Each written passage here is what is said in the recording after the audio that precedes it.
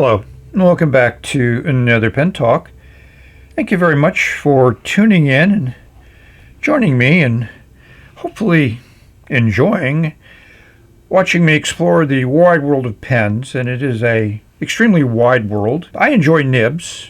To me, the nib is the most important part of a pen because that's where the rubber meets the road, where the nib meets the paper, vellum, whatever you're putting ink down upon. That's the fun part of fountain pens, is there's an incredible variety of nibs, and a lot of times you may not be able to get the nib on a pen that you want, but if you do a lot of research and searching around, you might be able to find a replacement nib that would work. And on Etsy I saw a set of Asvine nibs, so I bought them.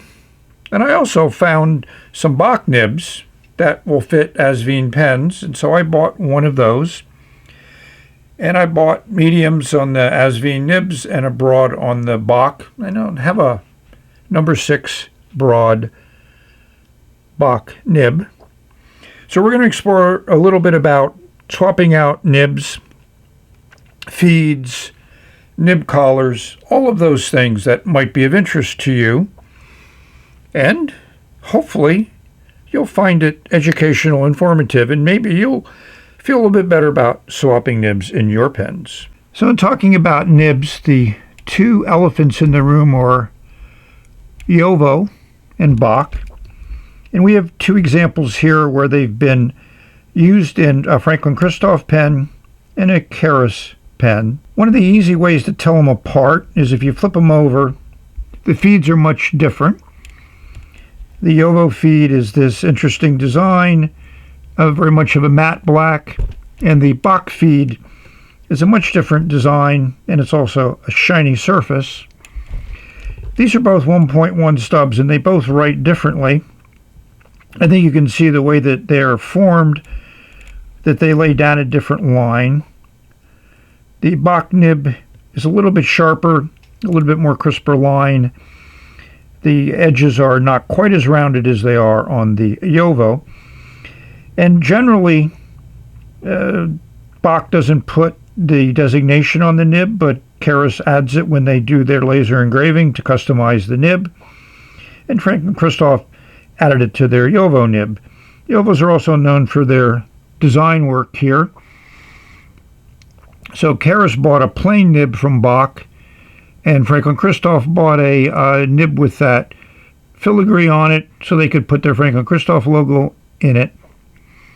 So hopefully you find that interesting. The other thing is, if you look at the back end of the nib collar, you'll see that the Bock is designed really well, I think, so the cartridge or converter will fit very, very securely there.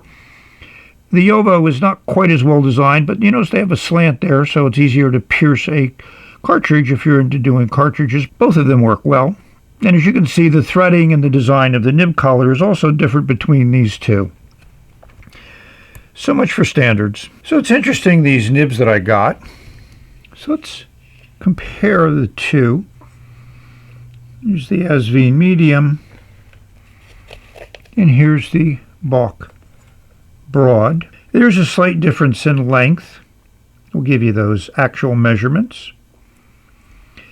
And hopefully you can see that the tipping material is also quite different from the medium to the broad, which is what you want.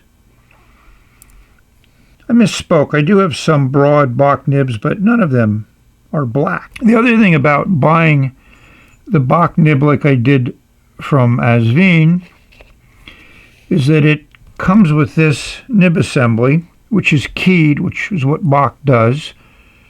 And the feed looks similar to a Bock feed, but this only fits like the P36, the P50, and I think the P80, kind of a new design, which I think they've done very well. This is the original Bock nib, which was in that P36. It's an extra fine nib, and you'll notice there's no designation on it. As I mentioned, Keras added that to when they did their nib. And here's a normal nib collar that's in the Asvine nib that I bought. Here's that feed. And as I talked to you, The feeds are, I wouldn't say interchangeable. This doesn't fit well because there's a protrudence in there that fits into the back slot of the feed that Bock uses, and I like that. I think that's a good design. One of the problems that you have is as you screw this nib in, if you want to align the nib to like match up with the clip or whatever in a demo, it would be more difficult to do with this type of design. Everything has its plus or minuses. It really depends upon what you want to do, and also you need to understand the pluses and minuses. So you may ask, oh, Chris, my nib and feed won't pull out, and sometimes they do get stuck. It's just a friction fit. Some people may think they're glued in, but I would very much doubt that. What I do is I would soak this for a couple hours in warm water, maybe a little bit of drops of soapy detergent in that water. Let it soak so that water gets in there, and sometimes that loosens it up. It's not 100% fixed, but it works for a good lot of them. The other thing you can do is if you use warm water on the nib collar, that will have it expand, and that may also facilitate pulling out the nib and feed. A lot of little tricks you can do. Just have to take your time and think about the different options. And also, you need a fair amount of strength in your fingers and hands. That help. So some of you are show me people. So here's that Jinhao number 8 nib assembly. And I'm not using it from a pen, but if you have it in a pen, it's a little bit easier sometimes. So the first thing I do is I use my rubber grippers, one around the nib collar and one at the feed and top of the nib. I do a little twist and pull. I do them together. And you can see it pops out, but it takes a little bit of effort. And like I said, if you want to soak it or do other things, it may come out a little bit easier. I have 3 of these, and the third one is difficult to remove, but I haven't soaked it or anything. But just to show you, it works. So here are 3 Jinhao number 8 nib collars, and you notice they have a number nib collar, and that corresponds to the mold cavity. There may be a mold with dozens of cavities, all of them producing the same part. If one of those cavities has a defect in it, then if they need to call out collars that don't meet standards, they can do that by just the number on the collar. Yes, there is some QC being done. So I talked about there's a little ridge. You can see it there towards the end of that nib collar. And this is the P36 that I got with a Bock nib. So that keys in the feed, and also doesn't work with other feeds that aren't designed with that cutout to accommodate that protuberance. I wasn't really happy with the extra fine in this P36, but here's the broad Bock Black nib with the feed that it came with, and we'll see it's keyed right in, fits very nicely. That feed works well with the way that nib is there. So now we have a different looking pen with a nib that I'll probably enjoy much more than the extra fine. So here's my V126, which I really like. Here's that nib that I unscrewed out of there. And whenever I do this, I put silicone grease on these 2 O-rings. So we could easily replace that with this black medium nib. We're going to put it back into the collar. And of course, these do have a little bit of key to them.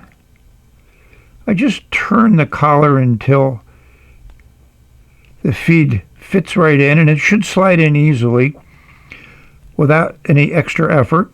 You can see how that feed works well with the nib, and of course it just screws in to the V126. And like we did with the P36, it's a different look. I like it. So I'm always interested to see how things work together. And a viewer asked about using Monteverdi cartridges in their Jinhao 82. So here's that nib assembly out of the Jinhao 82. Here's the converter. As you can see, fits nice and tight. So here we have a Jowo, which is international standard. The converter doesn't fit. It's too loose. Here are two cartridges. Hopefully you can see the difference in those two openings, and I labeled them so I'm not confused. So the International Standard is slightly smaller than the Jinhao, 0.2 millimeters based on my measurements. As you can see, the International Standard will fit nice on that Jowo assembly, but if you try to use it on the Jinhao 82, it doesn't quite fit. I mean, you might be able to force it on, but I wouldn't do that. But of course, the Jinhao fits nice and tight, and if you try to use it on the Jowo one, like with the converter, it slips right off.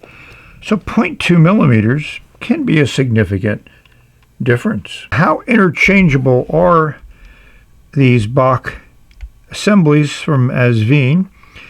I replaced that black nib with this extra fine one out of the P36. The threading looks pretty good. This is a section from a Keras Pen's Vertex, and it screws in well. So one of the downsides of this is you can't use it with a converter or cartridge, so you'd have to eyedropper it, because this nib assembly design is specific for vac or piston filler. Maybe you could take that O-ring off. I'm not going to play around with it, but just to show you the threading on these Bock assemblies work well. So if you take the O-ring off, the nib assembly is the same. And we've always talked about what cartridges or converters would fit. As you can see, it's a 2.4. So 2.4 to me is International Standard, and it's the smallest one of the group, at least, well, Schaefer made even smaller, but they have really unique design cartridges. So kudos for Asvine for giving us some Bock assemblies that we can put in any pen that takes a Bock nib. I had to ink up the Bock broad nib in the P36. I chose this ink. It's in the violet purple family with some purple glitter. I got a nice full fill, just up and down a couple times. And here we are with the famous paper towel. You can see how saturated that ink is, and it has some decent glitter. See how it writes.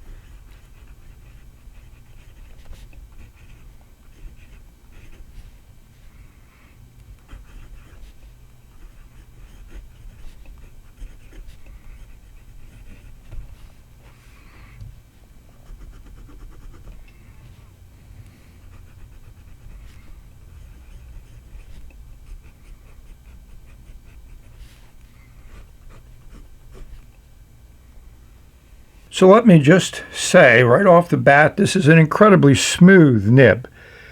Exactly what I would expect from a Bock broad nib.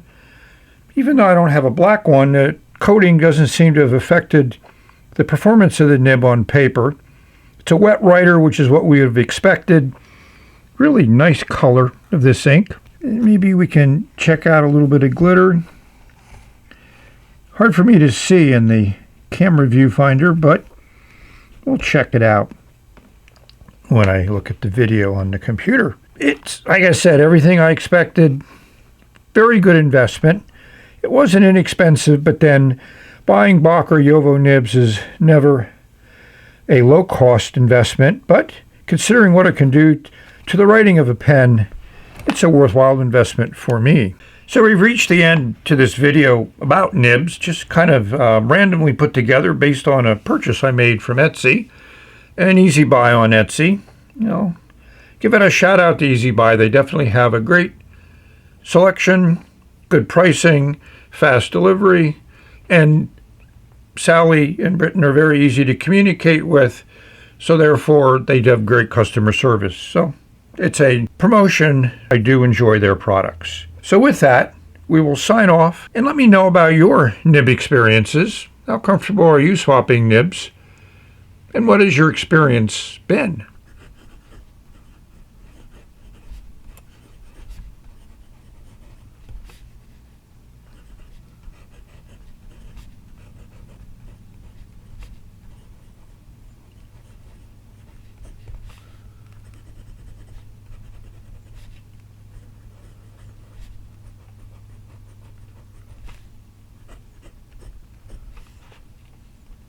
So one of the things is you're not going to get line variation. You get a subtle little difference in the different strokes, but this is a very rounded nib, not like a stub or an italic or a zoom or an architect nib, but is a great everyday writer, lays down a great line, works well with this ink. And as people have talked about, if you have a glitter or a sheening ink or a demanding ink, a broad nib tends to make it work better. So with that, I'd like to say thank you all for watching. I hope this video finds everyone safe, healthy, and happy, enjoying your pens, leaking some ink on some surface using a controlled instrument like a fountain pen. And this P36 has now joined my daily rotation with this great nib. So with that, we've reached the end of this video, and we will say bye. Enjoy your pens, enjoy your life.